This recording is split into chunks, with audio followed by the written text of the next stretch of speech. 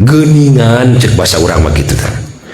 Geuningan ilmu panemu panguninga junjunan alam, geuningan melebihi ilmu panemu malaikat Jibril alaihissalam.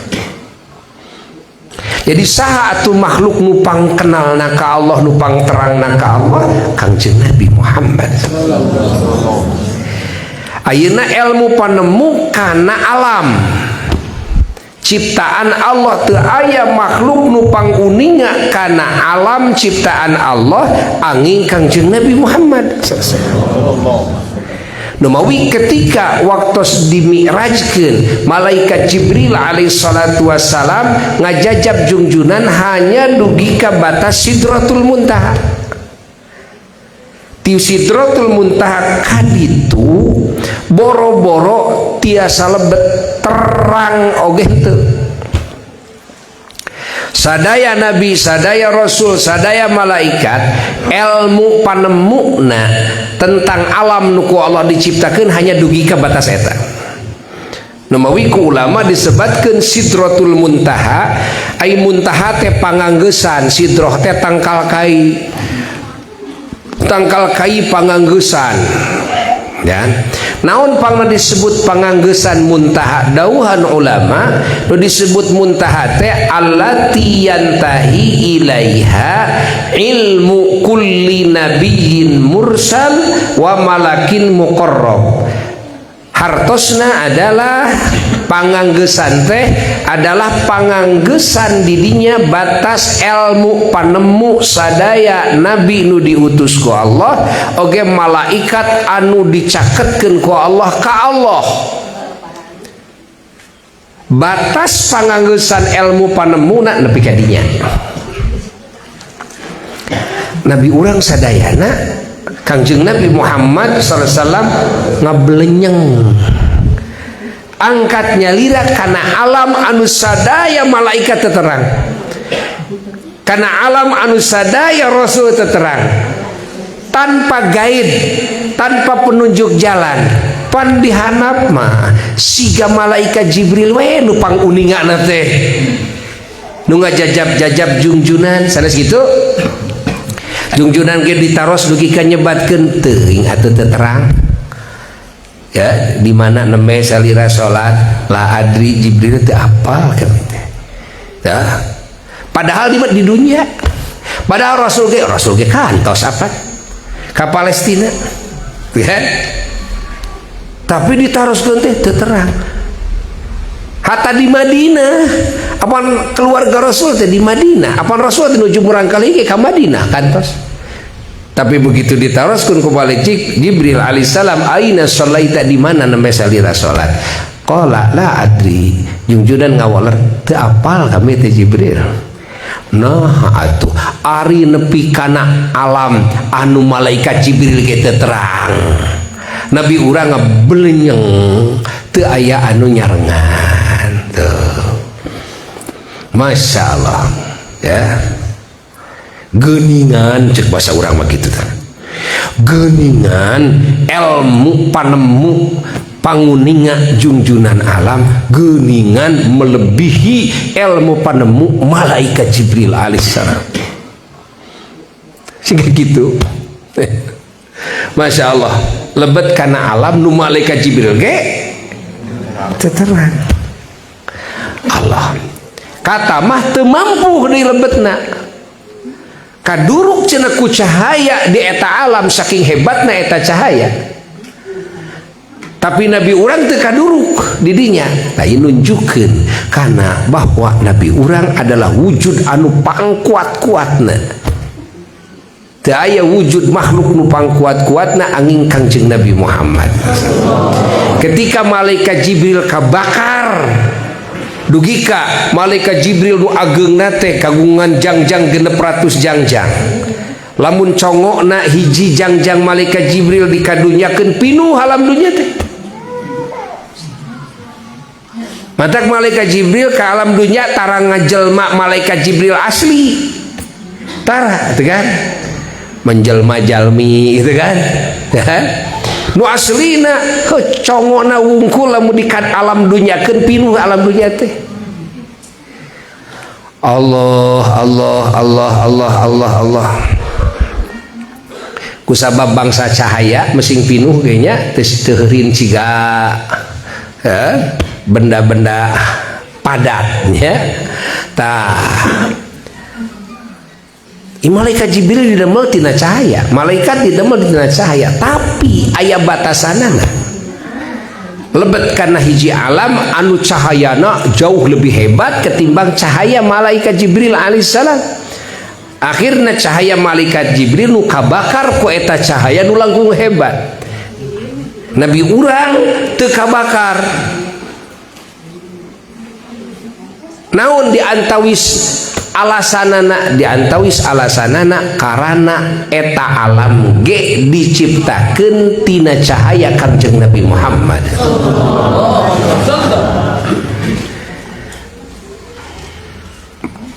Nabi urang lebet ke aras malih nganggo titihan tarumpah cenah ka karaton Allah, dititih karaton Allah arasna Allah ku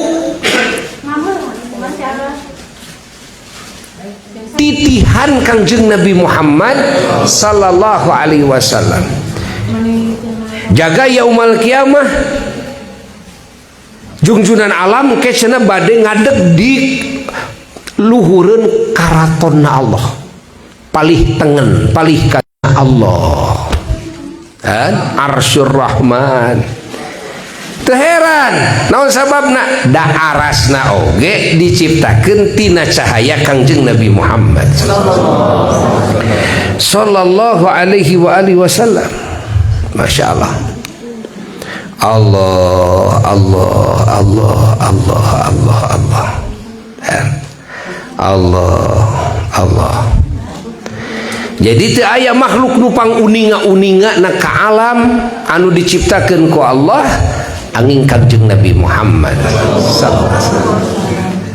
Teu aya makhluk anu pang dikuatkeunana ku Allah angin Kangjeng Nabi Muhammad sallallahu alaihi wasallam. Upami beban anu ku Allah ditimpakeun ka Kangjeng Nabi Muhammad sallam lajeng ditimpakeun ka makhluk moal anu kuateun cenah kabeh.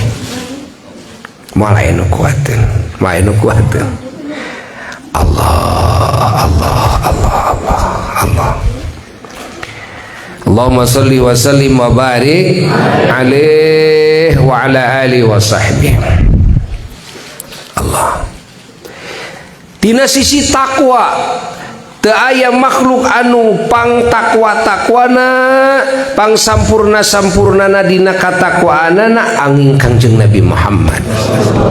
Teu aya makhluk anu pang sieun-sieunna ku Allah pang risi-risina ku Allah angin Kangjeng Nabi Muhammad. Teu aya makhluk nu pang cinta-cintana ka Allah angin Kangjeng Nabi Muhammad. Teu aya makhluk nu pang dipika cintana ku Allah angin Kangjeng Nabi Muhammad. Teu aya makhluk nu pang ngagungkeunana ka Allah angin Kangjeng Nabi Muhammad.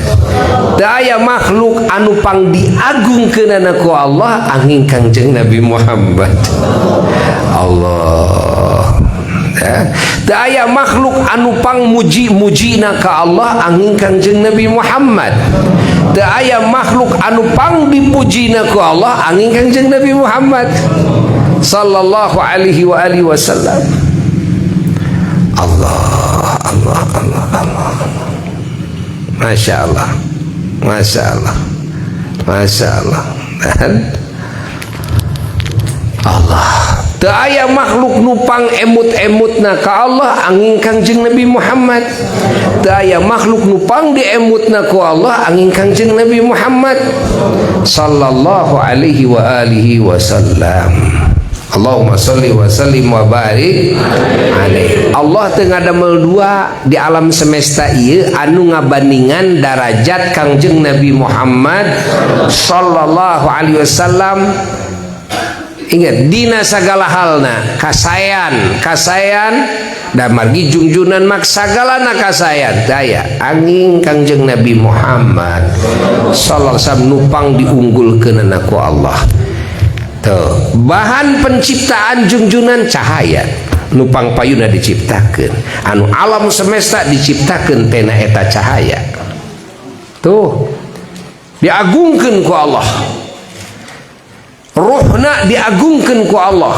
Ruh nu pangpayuna diciptakeun adalah ruhna Kangjeng Nabi Muhammad sallallahu alaihi wasallam. Jasadna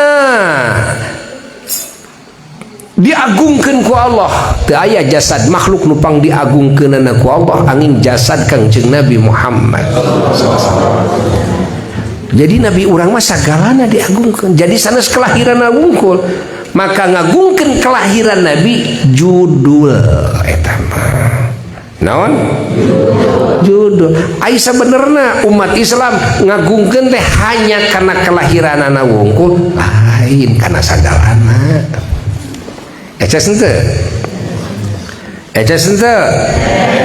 Kana cahayana, kana ruhna, kana jasmanina, kana ilmuna, kana taqwana, kana alah sadaya sifatanana dzatiyahna, sadaya sifatanana malah ngagungkeun teh ieu kana sagala rupa perkara anu berkaitan erat sareng Kangjeng Nabi Muhammad. Naon sabab? Sabab sagala rupa perkara nu berkaitan erat sareng Kangjeng Nabi Muhammad sallallahu eta jadi pang diistimewakeunana ku Allah. Cok tingali papai ku urang. Papai ku urang. Nasab keturunan ibu Rama dugi ka Nabi Adam alaihissalam, pala putra putu dugi ka poe kiamah. Teu aya nasab nu pang dimuliakeunana ku Allah angin nasabna Kangjeng Nabi Muhammad. Ayeuna keluarga ahlul bait teu aya ahlul bait sahabae manusia rek bangsa jin rek sahabae makhluk anu pang dimuliakeunana ku Allah angin ahlul bait na Kangjeng Nabi Muhammad. Ayeuna sahabatna teu aya sahabat Rasul manapun nu pang dimuliakeunana ku Allah angin sahabatna Kangjeng Nabi Muhammad. Ayeuna umatna teu aya umat Rasul manapun nu pang dimuliakeunana ku Allah angin umatna Kangjeng Nabi Muhammad. Ayeuna yuswa teu aya yuswa makhluk anu pang dimuliakeunana ku Allah angin yuswana Kangjeng Nabi Muhammad. Allah. Ayeuna tempat kelahiran ya. Teu aya tempat kelahiran nu pang dimuliakeunana ku Allah angin tempat kelahiran Kangjeng Nabi Muhammad. Ya, tempat kehidupan. Teu aya tempat kehidupan nu pang dimuliakeunana ku Allah angin tempat kehidupan Kangjeng Nabi Muhammad. Mekah sareng mana? Madinah. Teu aya deui tempat kematian, tempat dipendamna jasad nu pang agung-agungna angin kuburanana Kangjeng Nabi Muhammad. Teu aya kelahiran makhluk anu pang diagungkeunana ku Allah angin kelahiran Kangjeng Nabi Muhammad. Kelahiran para nabi agung-agung, kelahiran para rasul agung, tapi teu dugi kana martabat keagungan kelahiran Kangjeng Nabi Muhammad. Kematian, tidak ada kematian teragung angin kematian anak Kangjeng Nabi Muhammad. Kematian para nabi agung, para wali agung, para rasul agung, tapi teu dugi kana derajat kematian Kangjeng Nabi Muhammad. Kehidupan di alam kubur, teu aya kehidupan teragung di alam kubur makhluk sahabat angin kehidupan di alam kubur kehidupan Kangjeng Nabi Muhammad. Kebangkitan dina poe kiamat teu aya kebangkitan makhluk nu pang agung-agungna angin kebangkitan anak Kangjeng Nabi Muhammad. Allah kan di akhirat ke dina poe kiamat teu aya kedudukan teragung makhluk angin Kangjeng Nabi Muhammad. Allah kan Masya Allah, Masya Allah, Masya Allah, Masya Allah, Masya Allah, Masya Allah. Dugi ka surga, dugi ka di surga. Teu aya ahli surga teragung angin Kangjeng Nabi Muhammad. Pokoknya sagala nu berkaitan sareng Kangjeng Nabi Muhammad ka umat-umatna jadi kababawa kabeh. Jadi kababawa kabeh. Hana caraka data sawala. Kumaha? anasaraka data kadituna naon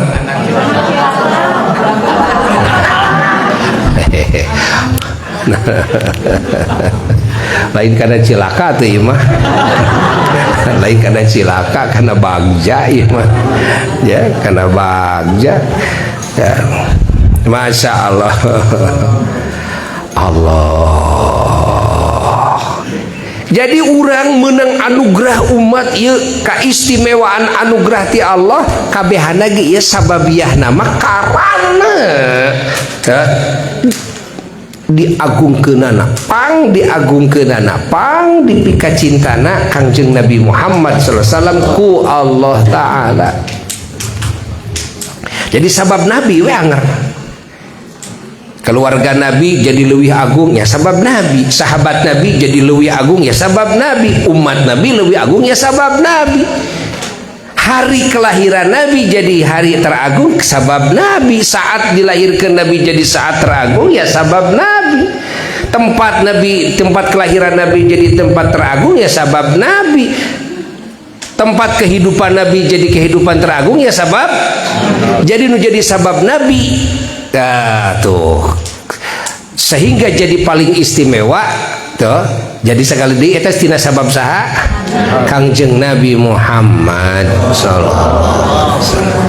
Jadi lamun kitu hartina orang ngagungkeun maulid Nabi teh ngagungkeun sagala suatu Nabi jeung sagala nu berkaitan sareng Nabi termasuk ajaran Nabi, sunnah-sunnah Nabi, agama Islam nu diajarkeun ku Nabi nu dugi ka urang sadayana, rahmat anu lahir ti Nabi ka sadaya alam semesta lain dunya wungkul kasadaya ciptaan Allah udah disebut rahmatan lil alamin. Ti saha eta teh rahmatan lil alamin teh? Ha ti saha eta teh bijilna teh? Rahmat eta teh disebut rahmatan lil alamin teh ti Nabi. Tah Nabi teh ku Allah dijantenkeun rahmat ka sakabeh alam semesta kabehanana kitu. Ya tak gitu. Jadi orang lamun ngagungkeun Nabi teh ngagungkeun segala sesuatu termasuk agama nu datang ka urang. Mun urang mensyukuri kelahiran Nabi, mensyukuri segala sesuatu Nabi termasuk kelahiran nikmat anu sumping ka urang. Rahmat anu dugi ka urang, anugerah nu dugi ka urang, kasalametan, kabagjaan, kamuliaan ti dunya nepi ka surga mun urang jadi ahli surga. Muga-muga sing jadi ahli surga. Kabehana ge ieu sabab saha? Kangjeng Nabi sallallahu alaihi wasallam. Jadi urang ngagungkeun maulid Nabi teh ngagungkeun jeung mensyukuri urang dibere salamet di dunya oge urang dipaparinan harapan keselamatan kebahagiaan nu dijanjikeun ku Allah keur urang hamba-hambana anu iman anu takwa dek diasupkeun ka surga rek diabadikeun di surga. Ieu sadayana adalah lantaran saha? Kangjeng Nabi Muhammad. Ieu termasuk nu disyukuri ku urang. Jadi nyukuran muludan mah ieu nyukuran kabeh nikmat lain ukur ka urang wungkul tapi ka sakabeh alam semesta. Lain ukur ka urang wungkul di dunya tapi nepi ka surga. Nu acan ge geus disyukuran tak kumuludan. Kitu nyukuran muludan mah. Mun urang asup ka surga teh da geus disyukuran ti dunya keneh. Kunaon urang syukuran teh? Ku muludan. Ai muludan emang nyukuran eta nya nya. Ai nyukuran wujud Rasul teh nyukuran sagala sesuatuna tuh. Da lain lahirna wungkul. Da jelema belegug meureun ayeuna aya nu diagungkeun teh lahirna we wungkul mah nya. Kan? Eta mah naon? Judul. Kali deui ya. Naon eta mah? Judul. Hakikatna nu ku urang diagungkeun dipremuti disyukuri naon? Sagala suatu Kangjeng Nabi Muhammad oge sagala suatu anu berkaitan sareng Kangjeng Nabi Muhammad, yakni segala suatu makna-makna kesempurnaan anu aya di diri Kangjeng Nabi sallallahu alaihi wasallam oge anu melimpah ti Kangjeng Nabi ka sadaya alam semesta, khususna ka bangsa jalma bangsa jin, khususna pisan ka urang nu jadi umatna. Allahumma salli wa sallim wa barik alaihi wa ala alihi wa sahbihi. Batak muludan mah syukuran nupang tohaga-tohagana. Bisa yang apal muludan teh asyukrul akbar, asyukrul a'zam, syukur nupang agung-agung nanti itu muludan. Karena sudah naon sabab danu disyukuri nage lain hiji nikmatna oge, tapi kabeh alam semesta, kabeh kahadean anu ku Allah dilimpahkeun ka sakabeh alam semesta, anu wasilah nama adalah wujudna Kangjeng Nabi Muhammad sallallahu alaihi wasallam. Pan kabeh alam teh didamel tina cahaya Kangjeng Nabi. Jadi lamun ngagungkeun Kangjeng Nabi, mensyukuri Nabi, ya mensyukuri kabeh alam semesta anu kabeh lahir ti saha? Ti Kangjeng Nabi kabeh oge. Mun urang ayeuna mensyukuri wujud Kangjeng Nabi, ya mensyukuri rahmatan lil alamin, rahmat ka sakabeh alam semesta. Cik siga kumaha syukuranana? Ayeuna boga imah urang tulis syukuran halus teu? Halus diganyar. Urang cager tina panyawat lajeng syukuran alus diganyar, tapi kan nu disyukuran lagi hiji, boga imah nu disyukuran anak imah, cager nu disyukuran anak cager, atau jadi kades nu disyukuran anak jadi kades gitu lain gitu. Ari Rasul nu disyukuran anak naon sok kabeh nu matak muludan mah asyukrul akbar atawa a'zam, syukur nupang. Lamun bae nyukuran hiji nikmat geus meunang janji ti Allah, la in syakartum la azidannakum, rek ditambah-tambah nikmatna ku Allah. Cik siga kumaha lamun nu disyukuran anak kabeh ayeuna. Sok pikiran ku sararea teu nepi ya nu sok ngebidahkeun muludan teh teu nepi pikiranna kadinya, teu nepi kadinya. Tapi lamun ditanyakeun magara pek kana sok ngabidahkeun muludan, abdi situ upami gaduh bumi, terus abdi syukuran we ngonang tatangga, terus abdi teh nyuguhan, nguncit domba naon we gitulah, ngagule dan sebagainya. Pak Ustad sae henteu garapek, pasti sae. Bener henteu? Pasti sae. Oh, tiasa nyuguh ka tatangga masih hantuang kitu sanes. Sepeda syukuran naon? Bumi sae teh. Malah nyebut bidah moal. Ceuk agama mana bae malah ceuk nu teu beragama ge hade angger. Syukuran mah nu goreng. Coba syukuran boga naon imah can karuha nyalametkeun di dunya ge imah mah can karuha nyalametkeun teu nepi ka tatangga nyalametkeun lagi henteu. Da urang mah teu ngukut tatangga urang di imah urang laras henteu kitu lain. Tapi da nu nyebutkeun bidah itu kan lamun ningali tina jalur syukur tah teu ka tepi murukan muludan teh lain syukuran gitu. Padahal muludan teh tina hiji sisi aya sisi syukuran. Tah ningali we ayeuna nu disyukuran naon? Heuh disyukuran teh ieu rasul, segala suatu rasul. Ku sabab rasul teh ku Allah didamel wasilah. Kan?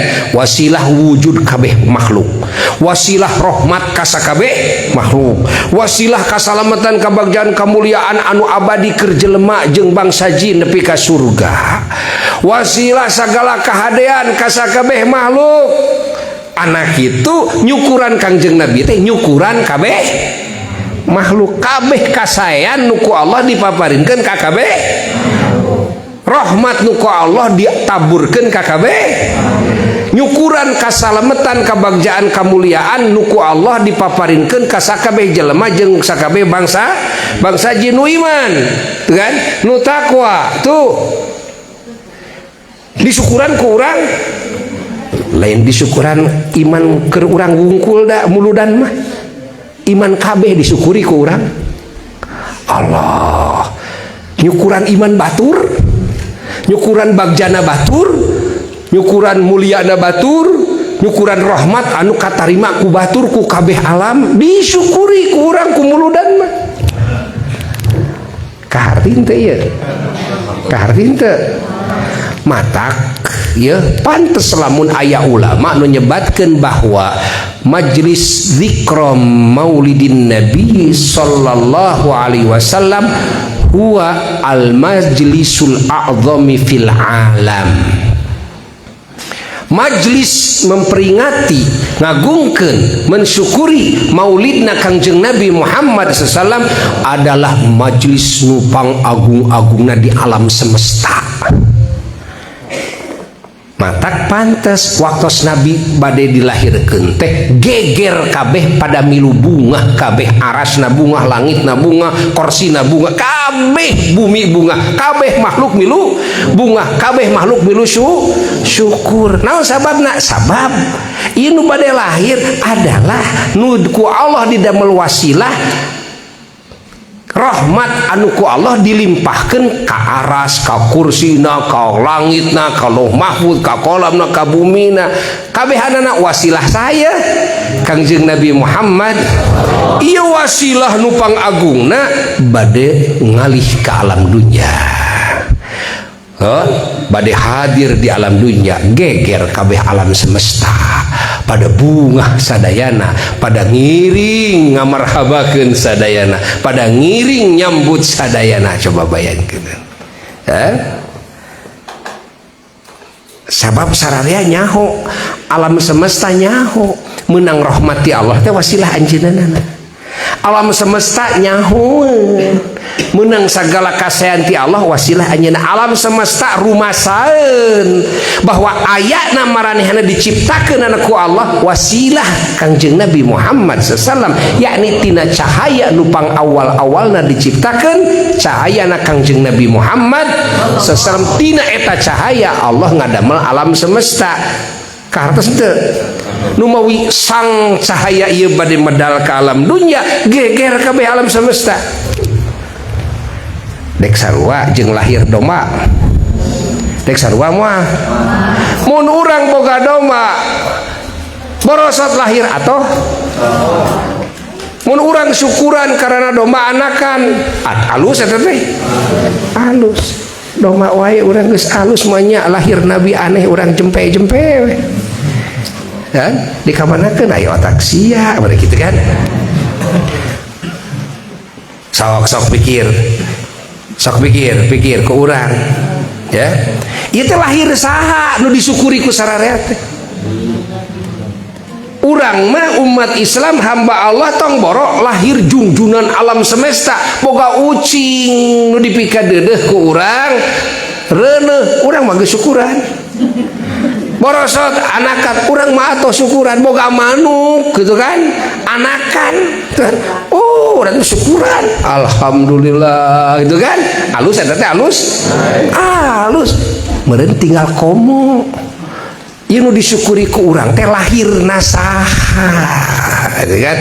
Pan ucing mah teu aya kaitan jeung urang, tapi mun urang syukur alus. Apa nabi mah berkaitan erat jeung urang, wujud urang teh atur berkaitan erat sareng nabi. Wujud urang rahmat nu katampi ku urang ti Allah keukeuh da wasilah nama nabi. Mun urang asup ka surga da wasilah nama nabi, mun urang salamet tina neraka da wasilah nama nabi anger. Ta ieu lahir eta kaharti teu ku sia kehet kitu. Kaharti teu? Tah kitu piraku teu kaharti. Matak sing nya muludan teh sing nya niatan sing jadi rasa Urang teh muludan teh hayang muludan, mun bisa mah di imah urang muludan teh, ya. Hadirkeun ati teh ka pangeran. Hadirkeun nuhun Gusti abdi teh. Da teu kurup Gusti abdi teh. Meusing saep umur abdi, meusing saep harta banda abdi. Dianggo nyukuran lahirna kakasih Gusti di muka bumi ieu. Dianggo nyukuran wujudna kakasih Gusti di alam semesta ieu. Anu ku Gusti dijantenkeun wasilah abdi tiasa salamet, abdi jadi terang ka Gusti, abdi jadi tiasa kumaula ka Gusti. Lamun abdi lebet ka surga karena anjeunana, mun abdi salamet tina neraka karena anjeunana, lajeng abdi syukuran da teu kurup Gusti mun sadaya harta abdi disaepkeun, mun Gusti maparinan dunya jeung saeusina ka abdi, lajeng ku abdi diseepkeun dianggo nyukuran maulidna kakasih Gusti, tetap moal kurup Gusti, moal kurup. Da kitu. Nah, urang kana muludan jol ngadak-ngadak jadi kopet. Aneh kan? Anehnya boga imah alhamdulillah tas beres, odang tatangga saep sabaraha teh nya saep 10 juta mah teu kan geus ngasaan muludan beak 10 juta di imah hajan gitu kan. Nah ari imah maneh jeung maulid nabi maneh ayeuna hargaan mana keur maneh gitu tuh nya teu inget tapi ka dieu teh teu inget tamata kasarara rek gabejaannya pangna kubuya diborete-boretekeun kitu teh eta ame matematikana jadi bener, matematika otakna jadi bener. Ulah ari nyukuran ieu bro-broan, ari nyukuran ieu nah jadi peperecetan. Tak ulah kitu. Eta mah kudu dibenerkeun heula naonana? Matematika otakna kudu dibenerkeun heula eta mah.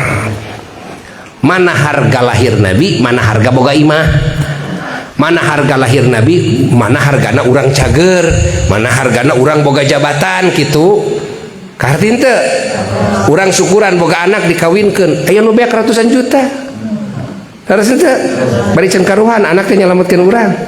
Nu sidik mah ngaripuheun we. Kitu lain. Gitu.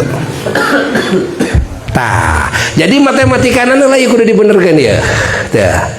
Tah gitu, ari geus bener mah pek we tinggal mikiran maneh. Pek geus kitu mah, mikiran maneh gitunya. Urang teh bek ninggalkeun alam dunya. Engke teh ieu nu bakal nyalametkeun urang teh nabi, engke teh dikubur teh di akhirat teh. Anu bakal nyapaatan teh nabi. Tatkala alam dunya jeung saeusina eueuh hartina, tatkala jabatan di dunya eueuh hartina, tatkala gelar dunya eueuh hartina, ingat tangke mah di akhirat anu sangat berharga diudag-udag ku sararea, diharapkeun ku sararea pembelaan Kangjeng Nabi Muhammad. Sok-sok ayeuna pikiran deui rek peperecatan keneh. Rek tetap jadi psikopat keneh tak gitu kan, matematika heula benerkeun heula tak geus bener mah alhamdulillahirabbil alamin geus heula sakitu we namanya urang tuluykeun we engke poe Ahad di Simpang Pamulihan Sumedang di haturanan linggih tanggal genep bade Maulid Akbar, bade asyukrul akbar azam gitunya. Nah matak buya sok nyebatna Maulid nya eueuh nu akbar. Iwati maulid Kangjeng Nabi Muhammad. Dan ai maulid urang mah asgor. Teu kan? Maulid nu pang akbar nama maulid saha? Kangjeng Nabi Muhammad. Dinten Ahad enjing tanggal 6 Oktober di haturan linggih sadayana.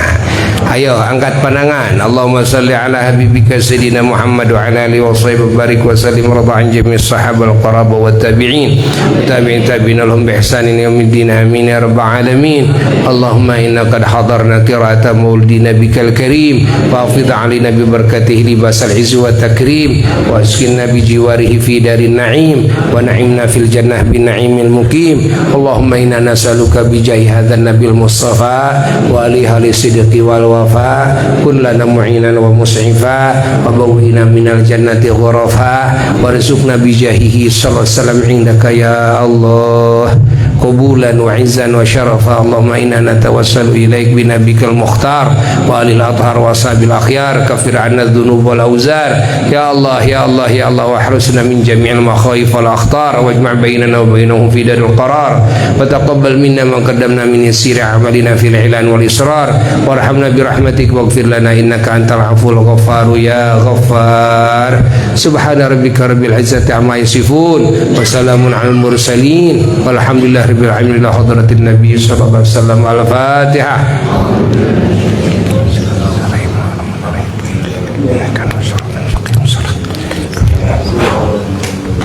Usapkeun nya, tiupkeun kana bal pandangan, usap-usap kana salira, cing cager bager, bener pinter, bisa sujud syukur, para rezeki jauh balai, ya, sing panjang umur, kalawan sehat walafiat, oge kenging limpahan rahmat barokah, limpahan rizki, kanikmatan jeung kebahagiaan, sing kenging syafaatna Rasulullah sallallahu alaihi wasallam, dikabul segala hajat urang nu hade di Allah. Wassalamualaikum warahmatullahi wabarakatuh.